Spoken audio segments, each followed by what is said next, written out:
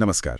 आज की बातचीत का मुद्दा ऐसा है जिससे हम सब कभी न कभी जूझते हैं, भय और चिंता। जी बिल्कुल।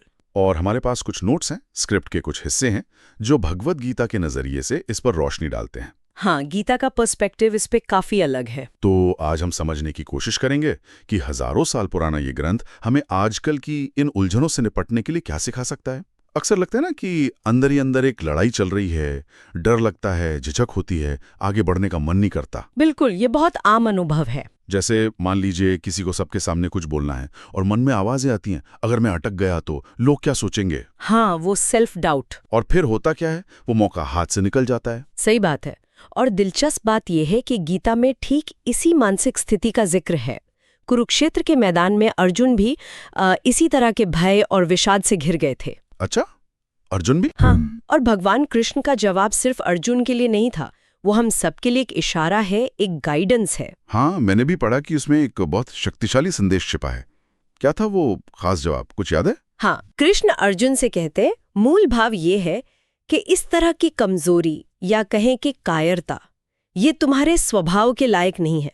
इसे छोड़ो और उठ खड़े हो। संस्कृत में श्लोक है, अध्याय 2 श्लोक 3, क्लेब्यम मास्म गमः पार्थ न तत्त्वयुपपद्यते। क्लब्यम मास्म गमः। शूद्रम हृदय दौर्बल्यम त्यक्तो उत्तिष्ठ परंतपः। अच्छा, क्लब्यम मास्म गमः मतलब कमजोरी को अपने ऊपर हावी मत होने दो। बिल्कुल। और ये शूद्रम हृदय दौर्बल्यम, दिल की छोटी तुच्छ कमजोरी, ये सुनने में थोड़ा कठोर नहीं लगता? मेरा मतलब है, डर तो स्वाभाविक है ना। ये एक जरूरी नुक्ता है, आपने सही कहा। गीता डर को स्वाभाविक मानती है। ऐसा नहीं कि डरना गलत है, लेकिन उस डर को अपने ऊपर हावी होने देना, अपने कर्म से पीछे हट जाना, उसे एक क्षुद्र यानी छोटी या तुच्छ कमजोरी कहती है। अच्छा। क्लाव्यम का अर्थ सिर्फ शारीरिक कायरता नहीं, बल्कि वो मानसिक नपुंसकता या बेबसी भी है, जब हम परिस्थितियों के सामने हार मान लेते हैं। समझ रहा हूँ। तो कृष्ण कह रहे हैं कि ये जो हार मान लेना है, ये तुम्हारे असली स्वरूप के अनुरूप नहीं है। अच्छा, तो मतलब ये हुआ कि डर लगना एक बात है, पर डर की वजह से अपने कर्तव्य या जो सही काम है उससे मुंह मोड़ लेना, वो असली समस्या है। एकदम सही पकड़ा। और उसे ही गीता हृदय दौर्बल्य कह रही है, दिल की कमजोरी। बिल्कुल। और इसके पीछे गीता का एक गहरा दर्शन छुपा है। कृष्ण अर्जुन को याद दिलाते हैं, और हमें भी, कि हम केवल ये शरीर या मन नहीं है। ये शरीर और मन तो डर और शंकाओं से प्रभावित होते हैं, लेकिन हमारा असली स्वरूप आत्मा है। आत्मा? हाँ, जो शाश्वत है, अविनाशी है और स्वभाव से ही निर्भय है। तो ये जो डर है, ये हमारे असली मैं का हिस्सा नहीं है, ये बस एक बाहरी एहसास है जिसे हम गलती से खुद पर ओढ़ लेते हैं। बिल्कुल, यही। ये समझना अपने आप में काफी हिम्मत दे सकता है ना? हाँ, ये तो है।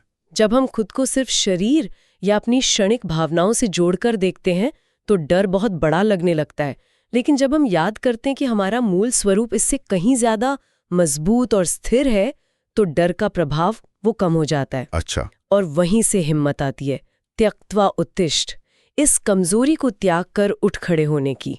तो इस नजरिए से देखें तो असली ताकत शायद डर का पूरी तरह खत्म हो जाना नहीं है। नहीं, बल्कि डर के एहसास के बावजूद अपने सही कर्म पथ पर आगे बढ़ते रहने का फैसला करना है। हाँ, ये तो बहुत प्रैक्टिकल सोच है। हाँ बिल्कुल।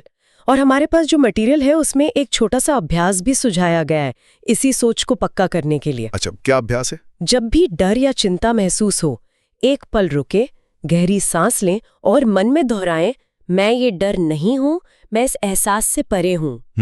मैं ये डर नहीं हूं। हाँ। ये सिर्फ शब्द नहीं है, ये अपनी असली पहचान को, अपने उस निर्भय स्वरूप को याद दिलाने का एक तरीका है। सही है।